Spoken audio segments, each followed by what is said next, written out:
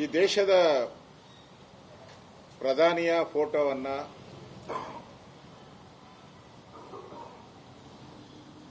ಅವರ ವ್ಯಕ್ತಿತ್ವವನ್ನ ಅವಹೇಳನ ಮಾಡುವಂತ ಪೋಸ್ಟ್ ಅನ್ನ ಕಾಂಗ್ರೆಸ್ ಅವರು ಮಾಡಿರುವಂತದ್ದು ಒಂದು ಅಪರಾಧ. ಅದು ಈ ದೇಶದ ಪ್ರಧಾನಿಯವರು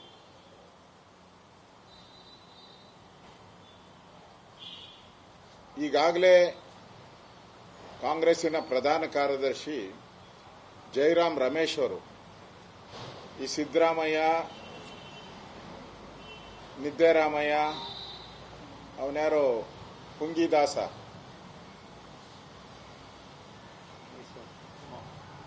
ಇವರು ಅಬಕಾರಿ ಸಚಿವ ತಿಮ್ಮಾಪುರ ಅವರ ಪುಂಗಿದಾಸ, ಆಮೇಲೆ ಯಾರು ಹೇಳಿರೋದು ನಮ್ಮ ಹೇಳಿಕೆ ಅಲ್ಲ ಅಂತ ಹೇಳಿದ್ದಾರೆ.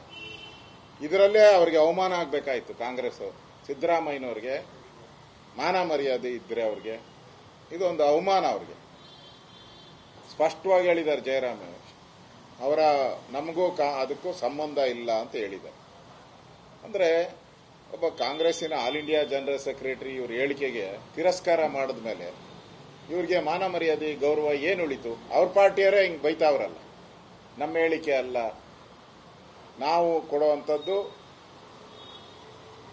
ಮಲ್ಲಿಕಾರ್ಜುನ ಖರ್ಗೆ ಅವರು, ರಾಹುಲ್ ಗಾಂಧಿ ಅವರು ಕೊಡುವಂಥ ಹೇಳಿಕೆನೇ ಕನ್ಫರ್ಮ್, ಉಳಿದವರು ಯಾರೇ ಕೊಟ್ಟರು ಅದೆಲ್ಲ ಬೋಗಸ್ ಅಂತ ಹೇಳಿದ್ದಾರೆ. ನಮ್ದಲ್ಲ ಹೇಳಿಕೆ ಅಂತ. ಅಂದ್ರೆ ಸಿದ್ದರಾಮಯ್ಯ ಯಾವ ಪಾರ್ಟಿಯಲ್ಲಿದ್ದಾರೆ? ಜನತಾ ದಳದಲ್ಲಿದ್ದಾರ, ಸಂಸ್ಥಾ ಕಾಂಗ್ರೆಸ್ ಅಲ್ಲಿದ್ದಾರೆ? ಯಾವ ಪಾರ್ಟಿ ಸಿದ್ದರಾಮಯ್ಯ? ಅಂದ್ರೆ ಅವ್ರ ಪಾರ್ಟಿಯವರೇ ಬೆಲೆ ಕೊಡದ ಸ್ಥಿತಿಯಲ್ಲಿ ಇವತ್ತು ಸಿದ್ದರಾಮಯ್ಯನವರು ಇದ್ದಾರೆ. ಇನ್ನು ಮೋದಿಯವರ ಬಗ್ಗೆ ಟೀಕೆ ಮಾಡುವಂತ, ಮೋದಿಯವರ ಚಿತ್ರವನ್ನ ಅವಹೇಳನಕಾರಿಯಾಗಿ ಬಿಂಬಿಸ್ತಕ್ಕಂಥದ್ದು ಇಂಥ ಕಷ್ಟದ ಸಂದರ್ಭದಲ್ಲಿ ಇದೊಂದು ಅಪರಾಧ ಅಂತ ನಾನು ಹೇಳಕ್ಕೆ ಇಷ್ಟಪಡ್ತೀನಿ. ಆಮೇಲೆ ನಿನ್ನೇನೋ ರಹೀಂ ಖಾನ್, ನನ್ಗೆ ಗೊತ್ತಿಲ್ಲ 7ನೇ ಕ್ಲಾಸ್ 8ನೇ ಕ್ಲಾಸ್ ಎಷ್ಟು ಓದಿದಾರೋ ಗೊತ್ತಿಲ್ಲ ನನಗೆ. 7ನೇ ಕ್ಲಾಸ್ ಓದಿರ್ಬೋದನೋ ಇಲ್ಲ 8ನೇ ಕ್ಲಾಸು ಗೊತ್ತಿಲ್ಲ, ಏನು ಓದಿದಾರೋ ಗೊತ್ತಿಲ್ಲ. ಸಿಂಧೂ ನದಿಯ ನೀರನ್ನ ನಾವು ಹೆಂಗ್ ಉಪಯೋಗ ಮಾಡ್ಕಂತೀರಿ ಅಂತ ಕೇಳಿ, ಏನ್ ನೀರಾವರಿ ತಜ್ಞನ? ನಮ್ಮಲ್ಲಿ ನೀರಾವರಿ ತಜ್ಞ ಅಂದ್ರೆ ದೇವೇಗೌಡರು, ನಂಜೇಗೌಡರು, ಇವರೆಲ್ಲ ನೀರಾವರಿ ತಜ್ಞರು. ಇನ್ನು ನಾವು ಆ ಲೆವೆಲ್ಗೆ ಹೋಗಿಲ್ಲ, ನೀರಾವರಿ ತಜ್ಞರ ಲೆವೆಲ್ಗೆ. ಅದು ಸಿಂಧೂ ನದಿ ಇರೋದು ಎಲ್ಲಿ? ಕಾಶ್ಮೀರದ ಹತ್ರ.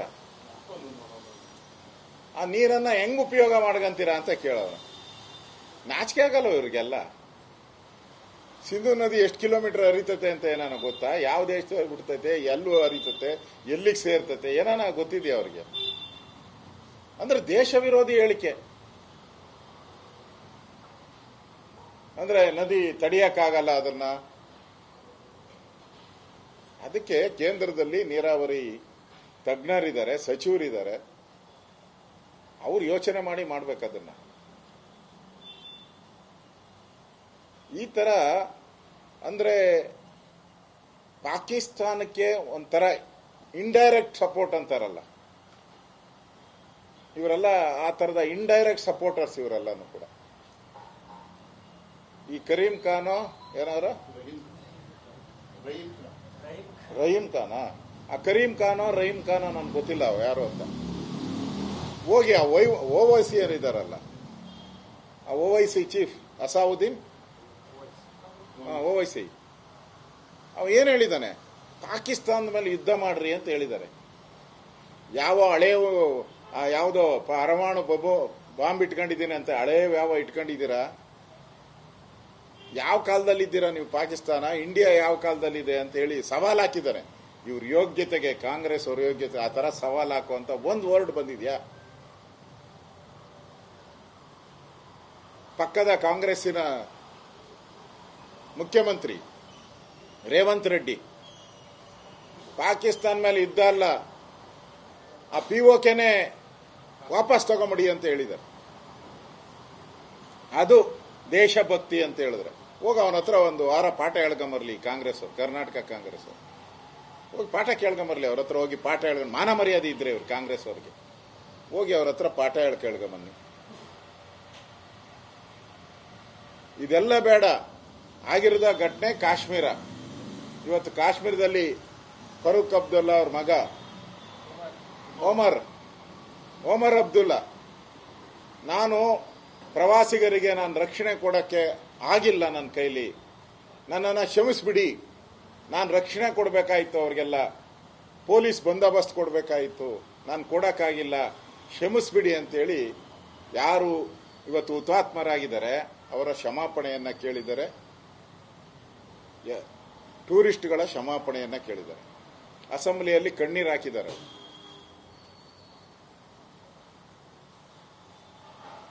ಆದರೆ ಇಲ್ಲಿನ ಕಾಂಗ್ರೆಸ್ ಅವರು ಮೋದಿ ಏನ್ ಮಾಡ್ತಾ ಇದ್ರು, ಅಲ್ಲಿ ಒಮರ್ ಅಬ್ದುಲ್ಲಾ ಹೇಳಿದ ನನ್ನ ಫೇಲ್ಯೂರ್ ಇದು, ನಾನು ಪೊಲೀಸರನ್ನ ಕೊಡಬೇಕಾಗಿತ್ತು, ಅಲ್ಲಿ ಪೊಲೀಸರನ್ನ ಡೆಪ್ಯೂಟ್ ಮಾಡಬೇಕಾಗಿತ್ತು, ತಪ್ಪಾಗಿದೆ ಅಂತ ಹೇಳ್ತಾ ಇದ್ದಾನೆ.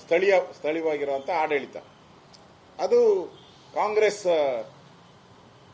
Supported government. ಅದು ಅವ್ರ ಗವರ್ಮೆಂಟ್ ಮೇಲೆ ಇವ್ರಿಗೆ ನಂಬಿಕೆ ಇಲ್ಲ.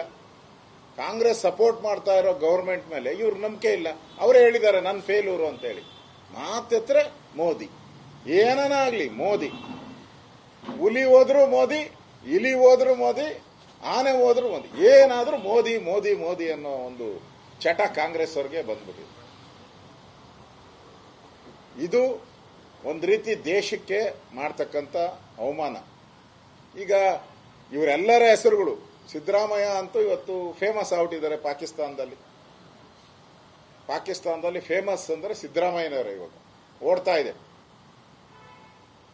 ಯಾಕಂದ್ರೆ ಇಲ್ಲಿ ಸಿದ್ದರಾಮಯ್ಯನವರು ಗೆಲ್ತಾ ಇರೋದೇ 250 ಓಟು, ಮೈಸೂರಲ್ಲಿ 250 ಓಟಲ್ಲಿ ಗೆದ್ರು ಒಂದ್ಸರಿ, ಅಲ್ಲಿ ಬಾಗಲಕೋಟೆ ಅಲ್ಲಿ 3000 ಓಟಲ್ಲಿ ಏನೋ ಗೆದ್ರು,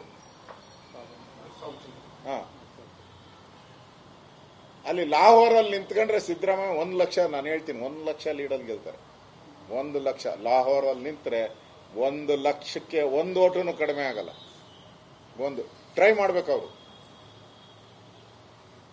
ಯಾಕಂದ್ರೆ ಅಲ್ಲಿ ಎಲ್ಲಾ ಪತ್ರಿಕೆ ಇವ್ರನ್ನ ಹಾಡಿ ಹೊಗಳ್ಬಿಟ್ಟವ್ರು, ಹಾಡಿ ಹೊಗಳಿ ಅಟ್ಟಕ್ಕೇರಿ. ನೆಕ್ಸ್ಟ್ ನನ್ಗೆ ಹೇಳ್ತೀನಿ ನೋಡಿ, ಇನ್ನೊಂದು 2 ವರ್ಷದಲ್ಲಿ ಸಿದ್ದರಾಮಯ್ಯನ ಅಲ್ಲಿ ಕರೆದು ನಾವ್ ಹಂಗೆ ಭಾರತ ರತ್ನ ಕೊಡ್ತಿರೋ ಹಂಗೆ ಪಾಕಿಸ್ತಾನದ ರತ್ನವನ್ನ ಕೊಡುವಂತದಕ್ಕೆ ಬರ್ದ್ ಮಾಡ್ಕೊಳ್ಳಿ. ಇವತ್ತು ಹೇಳಿದ್ದೀನಿ 100% ಕರೆದು ಕೊಡ್ತಾರೆ ಇವರು. ನಿಶಾನಿಯೇ ಪಾಕಿಸ್ತಾನ ಕೊಡ್ತಾರೆ, ಗ್ಯಾರಂಟಿ ಕೊಡ್ತಾರೆ. ಬರ್ದು ಇವತ್ತು ನಾನು ಭವಿಷ್ಯ ಹೇಳಿರ್ತೀನಿ, ಕೇಳಿಬೇಕಾದ್ರೆ ಕೊಟ್ಟೇ ಕೊಡ್ತಾರೆ. ಇಂಥ ಸಿದ್ದರಾಮಯ್ಯನವರು ಅವ್ರಿಗೆ ಬೇಕು, ಪಾಕಿಸ್ತಾನದವ್ರಿಗೆ ಇಂಥ ಸಿದ್ದರಾಮಯ್ಯನವರು ಬೇಕು. ಮೊನ್ನೆ ಹೇಳಿದ್ರು 27 ಜನನ ನಾವು ವಾಪಸ್ ತರಕಾಗುತ್ತಾ ಅಂದ್ರು. ನೆನ್ನೆ ಉಲ್ಟಾಪ ಪೂರ್ತಿ ತಿರುಚಿಬಿಟ್ಟಿದಾರಂತೆ. ಹೆಂಗ್ರಿ ತಿರ್ಚಕಾತತೆ? ನಿನ್ ಮಾತನ್ನ ತಿರ್ಚಿಬಿಡಕ್ಕೆ ಏನ್ ತಿರ್ಚಕದೇನು ಪೆನ್ಸಿಲಲ್ಲಿ ಬರ್ದಿದ್ದೀರಾ? ಏನೋ ಪೆನ್ಸಿಲಲ್ಲಿ ಬರ್ದ್ರೆ ರಬ್ಬರ್ ತಗೊಂಡು ಅಡಿಸ್ಬಿಡ್ಬೋದಪ್ಪ. ನೀನ್ ಹೇಳಿರೋದು ಕ್ಯಾಮ್ರಾ ಮುಂದೆ ಹೇಳಿರೋದು, ಅದು ಒಂದು ಕ್ಯಾಮ್ರಾ ಅಲ್ಲ, 10 ಕ್ಯಾಮ್ರಾ ಮುಂದೆ ಹೇಳಿದ್ದಾರೆ. ಏನ್ ಮಾಧ್ಯಮದವ್ರು ತಿರ್ಚಿ ಹಾಕಿದ್ರ? ತಪ್ಪಾದಾಗ ತಿರ್ಚಿಬಿಟ್ಟವ್ರೆ ಅಂತ. ಇದು ನಿಮ್ಮ ಈ ದೇಶಭಕ್ತಿಯನ್ನ ನೀವು ಹೆಂಗೆ ದೇಶಭಕ್ತಿ ತೋರಿಸ್ತಾ ಇದ್ದೀರಾ ಅಂತ ಇಡೀ ರಾಜ್ಯದ ಜನ ನೋಡ್ತಾ ಇದ್ದಾರೆ. ದಾರಿಯಲ್ಲಿ ಮಾತಾಡೋ ಮಾತು ನಾವು ಮಾತಾಡಕ್ಕಾಗಲ್ಲ, ಅಷ್ಟು ಹೀಯಾಡಿಸ್ತಾವ್ರೆ ಈ ಸಿದ್ದರಾಮಯ್ಯ ಅಂಡ್ ಈ ಟ್ರೂಪ್ ಯಾರ ಇದಾರೋ ಅವರೆಲ್ಲರೂ ಕೂಡ. ಇವತ್ತು ಇಂಥ ಯುದ್ಧದ ಸಂದರ್ಭದಲ್ಲಿ ಅಮೆರಿಕ ನಾವು ನಿಮ್ ಜೊತೆ ಇದ್ದೀರಿ ಅಂತ ಹೇಳ್ತಾ ಇದ್ದಾರೆ, ಇಸ್ರೇಲ್ ನಿಮ್ ಜೊತೆ ಇದ್ದೀರಿ ಅಂತಾರೆ, ಶ್ರೀಲಂಕಾದವರು ನಿಮ್ ಜೊತೆ ಇದ್ದೀರಿ ಅಂತ ಹೇಳ್ತಾ ಇದ್ದಾರೆ, ಇಂಡೋನೇಷ್ಯಾ ನಿಮ್ ಜೊತೆ ಇದ್ದೀರಿ ಅಂತ ಹೇಳ್ತಾ ಇದ್ದಾರೆ,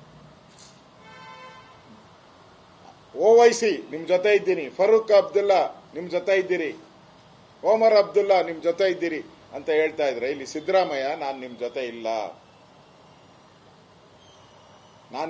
ಇಲ್ಲ, ನಾನು ಶಾಂತಿ ದೂತ. ಯಾಕಪ್ಪ ನಿನ್ ಶಾಂತಿನ ನೆನ್ನೆ ಡಯಾಸ್ ಮೇಲೆ ತೋರಿಸ್ತಲ್ಲ, ನಿನ್ ಶಾಂತಿ ಅಂತದ್ದು ಅಂತ. ಅಲ್ಲಿ ನಿನ್ಗೆ ಕಪ್ಪು ಬಾವುಟ ಪ್ರದರ್ಶನ, ನೀನ್ ಪಾಕಿಸ್ತಾನ ಪರ ಮಾತಾಡಿದ್ಕೆ ಕಪ್ಪು ಬಾವುಟ ಬಿಜೆಪಿ ಅವರು ಪ್ರದರ್ಶನ ಮಾಡಿದ್ರೆ ಕಪ್ಪಾಳು ಕೊಡಿಯಕ್ಕೆ ಹೋಗಿದ್ದೆ ಒಬ್ಬ ಪೊಲೀಸ್ ಅಧಿಕಾರಿನ. ಇದಾ ನಿನ್ ಶಾಂತಿ? ಶಾಂತಿ ಮೊದಲಂತೆ, ನಾವು ಶಾಂತಿ ಪ್ರಿಯರಂತೆ. ಕಪ್ಪಾಳಕ್ಕೆ ಪೊಲೀಸರು ಕಪ್ಪಾಳು ಕೊಡಿಯೋದು ಶಾಂತಿನಾ? ಲೇ SP ಅಂತಾರಲ್ಲ, ಏನು ಮನೆ ಕಸ ಗುಡಿಸೋ ಆಳ SP? ನೀನು ಏನು ಓದಿದೀಯೋ ಗೊತ್ತಿಲ್ಲ, ಅವನು IPS ಮಾಡಿ ಬಂದವನೇ, ಎಕ್ಸಾಮ್ ಪಾಸ್ ಮಾಡಿ ಬಂದವ್ರೆ. IPS ಇಂಡಿಯನ್ ಸರ್ವಿಸ್ ಎಕ್ಸಾಮ್ ಮಾಡಿ ಬಂದಿದ್ದಾರೆ. ಅವ್ರನ್ನ ಏಕವಚನದಲ್ಲಿ ನೀವು ಕರೆಯುವಂಥದ್ದು, ಒಬ್ಬ ಜಿಲ್ಲಾಧಿಕಾರಿನ ಡ್ಯಾಶ್ ಇಂದ ಕತ್ತಿಡ್ದು ಆಚೆ ತಳ್ಳುವಂಥದ್ದು.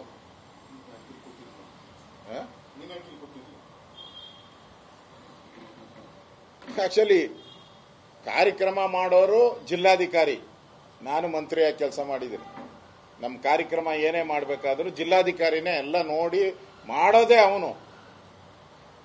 ಅವನು ಡ್ಯಾಶ್ ಮೇಲೆ ಕೂತಿದ್ರೆ ನೀನ್ ಯಾಕೋ ಕೂತಿದ್ಯಾ ಹೋಗಲೇ ಅಂತಾರೆ. ಕಾರ್ಯಕ್ರಮ ಮಾಡಿದವನವನು, ಇನ್ವಿಟೇಷನ್ ಪ್ರಿಂಟ್ ಮಾಡಿದವನು, ಹಂಚಿದವನವನು, ಪ್ರೋಟೋಕಾಲ್ ಪ್ರಕಾರ ಚೇರ್ ಹಾಕ್ದವನವನು, ಎಲ್ಲ ಮಾಡಿರೋದು ಅವನ್ನೇ ನೀನ್ ಯಾಕೋ ಕೂತಿದ್ಯಾ ಇಲ್ಲಿ ಅಂತ. ಬಹಳ ದಿನ ನಡೆಯಲ್ಲ ಈ ದುರಾಂಕಾರ. ಇನ್ನೇನು 2 ವರ್ಷ, ಎಷ್ಟು ದಿನ, ಇನ್ನು 6 ತಿಂಗಳು, ಅಕ್ಟೋಬರೋ ನವೆಂಬರೋ ನಿಮ್ದು. ನನಗನ್ಸತ್ತೆ ಅಧಿಕಾರ ಬಿಡ್ತಾ ಇದ್ದೀರಲ್ಲ ಅಕ್ಟೋಬರ್ ನವೆಂಬರ್ ಅಲ್ಲಿ, ಅದರ ಫೆಸ್ಟ್ರೇಷನ್ ನಿಮ್ಗೆ. ಇದರಿಂದ ಸಿಕ್ಕದವ್ರನ್ನೆಲ್ಲ ಬೈತಾ ಇದ್ದೀರ. ನಿಮ್ ಪಕ್ಕದಲ್ಲಿ DK ಶಿವಕುಮಾರ್ ಇದ್ದಾರಲ್ಲ, ಅವ್ರೇನ್ ಹೇಳಿದ ದೇಶಭಕ್ತಿ ಬಗ್ಗೆ? ನಿಮ್ ಸಪೋರ್ಟ್ ಮಾಡಲಿಲ್ಲಲ್ಲ ಸಿದ್ದರಾಮಯ್ಯ ಹೇಳಿಕೆಗೆ. ನಾನೇನು ಹೇಳಲ್ಲ, ಅವ್ರನ್ನೇ ಕೇಳಿ ಅಂತದ್ದೆ. ನೀ ಸರಿಯಾಗಿ ಹೇಳಿದ್ರೆ ನೀನ್ ಸಪೋರ್ಟ್ ಮಾಡ್ಬೇಕಾಯ್ತಲ್ಲ DK ಶಿವಕುಮಾರ್. ಯಾಕೆ ಸಪೋರ್ಟ್ ಮಾಡಿಲ್ಲ DK ಶಿವಕುಮಾರ್ ನಿಮ್ ಹೇಳಿಕೆಗೆ? ಅಂದ್ರೆ ನಿಮ್ ಹೇಳಿಕೆಗೆ ನಿಮ್ಮ ಉಪಮುಖ್ಯಮಂತ್ರಿಗಳೇ ವಿರೋಧ ಇದ್ದಾರೆ ಅನ್ನೋದು ಅರ್ಥ ಆಯ್ತು.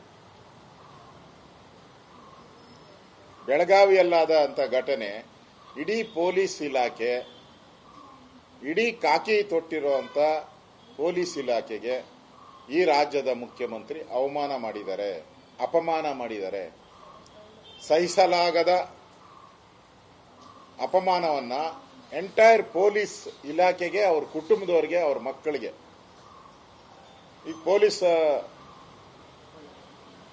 ಇಲಾಖೆಯಲ್ಲಿರೋರ ಅವರ ಕುಟುಂಬದವ್ರ ಗತಿ ಏನು, ಅವ್ರ ಮಕ್ಕಳ ಗತಿ ಏನು? ನಮ್ಮ ಪೊಲೀಸ್ ಇಲಾಖೆನ ಹಿಂಗ ಒಬ್ಬ ಮುಖ್ಯಮಂತ್ರಿ ಹೋಗಲೇ ಬಾರಲ್ಲೇ ಅಂತ ಬೈ ಕಪ್ಪಾಳು ಕೊಡಿದ್ರೆ ಆ ಕುಟುಂಬದವ್ರ ಎಷ್ಟು ನೋವು ತಿಂದಿರ್ತಾರೆ ಇವತ್ತು. ಪೊಲೀಸ್ ಇಡೀ ಕುಟುಂಬ, ಲಕ್ಷಾಂತರ ಪೊಲೀಸ್ ಕಾನ್ಸ್ಟೇಬಲ್ಗಳಿದ್ದಾರೆ. ನನ್ಗನ್ಸತ್ತೆ ಅವ್ರಿಗೆಲ್ಲ ಸಿದ್ದರಾಮಯ್ಯನವರು ಅವಮಾನ ಮಾಡಿದ್ದಾರೆ.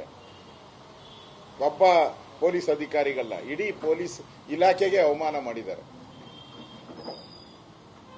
ರಾಜ್ಯದಲ್ಲಿ ಒಂದು ಮೆಸೇಜ್ ಕೊಟ್ಟಿದ್ದೀರಾ, ಪೊಲೀಸರನ್ನ ಯಾರು ಬೇಕಾದ್ರೂ ಹೊಡಿಬೋದು ಅನ್ನೋ ಮೆಸೇಜ್ ಅನ್ನ ಈ ರಾಜ್ಯದ ಮುಖ್ಯಮಂತ್ರಿ ಕೊಟ್ಟಿದ್ದಾರೆ. ಇನ್ನ ಪುಡಿ ರೌಡಿಗಳೆಲ್ಲ ಪೊಲೀಸರನ್ನ ಕತ್ತುಪಟ್ಟಿ ಇಟ್ಕೊಳ್ಳುವಂತ ಸ್ಟೇಜ್ ಬರಬಹುದು.